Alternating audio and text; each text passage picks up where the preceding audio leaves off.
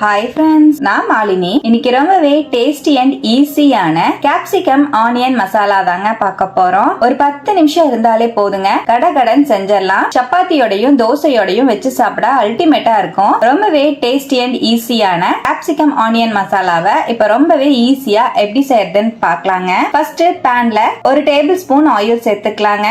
2 பெரிய வெங்காயத்தை இந்த மாதிரி கியூப்ஸா கட் பண்ணி நல்லா உதுத்து எடுத்து வச்சிருக்கேன். ஆயிலோடவே சேர்த்துக்கலாம். ஒரு கேப்சிகம் இந்த மாதிரி கியூப்ஸா கட் பண்ணி வச்சிருக்கேன். அதையும் வெங்காயத்தோடயே சேர்த்துக்கலாம். நல்லா வதக்கி விட்டுக்கலாங்க.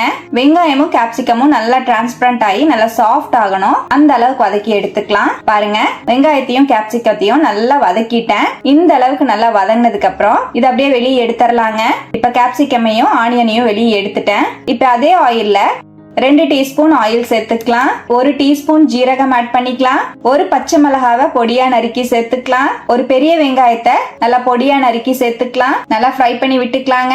வெங்காயம் நல்லா டிரான்ஸ்பரண்ட் ஆகிற அளவுக்கு வதக்கி விட்டுக்கலாம். இப்ப வெங்காயத்தை நல்லா வதக்கிட்டேன். இதோடவே 1 டீஸ்பூன் இஞ்சி பூண்டு பேஸ்ட் சேர்த்துக்கலாம். நல்லா மிக்ஸ் பண்ணி விட்டுக்கலாம். இஞ்சி பூண்டோட பச்சை வாசம் போற மாதிரி நல்லா வதக்கி விட்டுட்டு இதோடவே 2 பெரிய சைஸ் தக்காளி பழத்தை நல்லா நைஸா அரைச்சு எடுத்து வச்சிருக்கேன். அதையும் ஆட் பண்ணிக்கலாங்க. நீங்க தக்காளியே வேணும்னா பொடியா கூட நறுக்கி சேர்த்துக்கலாம். நல்லா மிக்ஸ் பண்ணி விட்டுக்கலாம். தக்காளியை சேர்த்து ஒரு 2 செகண்ட் நல்லா கலந்து விட்டுட்டு 2 டீஸ்பூன் மிளகாய் பொடி, 2 டீஸ்பூன் கொத்தமல்லி பொடி சேர்த்துக்கலாம். மிளகாய் பொடி உங்க காரத்துக்கு தகுந்த மாதிரி சேர்த்துக்கோங்க. நான் 1 டீஸ்பூன் நார்மலான மிளகாய் தூளும் 1 டீஸ்பூன் காஷ்மீரி சில்லி பவுடரும் சேர்த்திருக்கேன். 1 டீஸ்பூன் கரம் மசாலா தூள் சேர்த்துக்கலாம். அரை டீஸ்பூன் மஞ்சள் பொடி சேர்த்துக்கலாம். 1 டீஸ்பூன் மிளகு தூள் சேர்த்துக்கலாம். மிளகு தூள் காரத்துக்கு ஏத்த மாதிரி சேர்த்துக்கோங்க. நம்ம மிளகாய் பொடியும் சேர்த்திருக்கோம். நல்லா மிக்ஸ் பண்ணி விட்டுக்கலாங்க.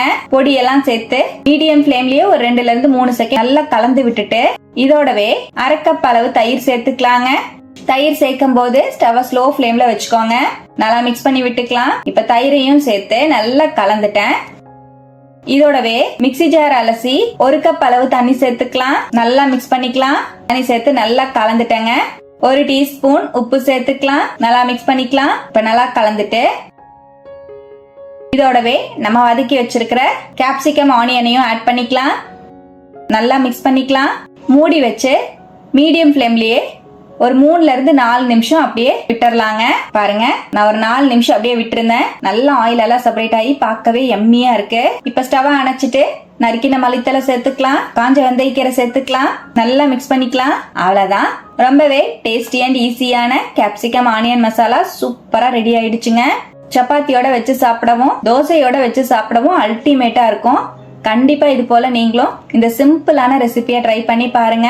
ட்ரை பண்ணி பார்த்துட்டு எப்படி வந்ததுன்னு கமெண்ட்ல மறக்காம என் கூட ஷேர் பண்ணிக்கோங்க. நம்ம சேனலை இப்பதான் ஃபர்ஸ்ட் டைம் பாக்குறீங்கன்னா சப்ஸ்கிரைப் பண்ணி பக்கத்துல இருக்கிற பெல் ஐகானை பிரஸ் பண்ணி வச்சுக்கோங்க. அப்பதான் நம்ம போடுற வீடியோஸ் எல்லாமே உடனுக்குடனே உங்களுக்கு நோட்டிபிகேஷனா வரும். லைக் பண்ணிக்கோங்க. ஃப்ரெண்ட்ஸ் அண்ட் ஃபேமிலியோட ஷேர் பண்ண மறந்துடாதீங்க ஃப்ரெண்ட்ஸ். தேங்க்யூ.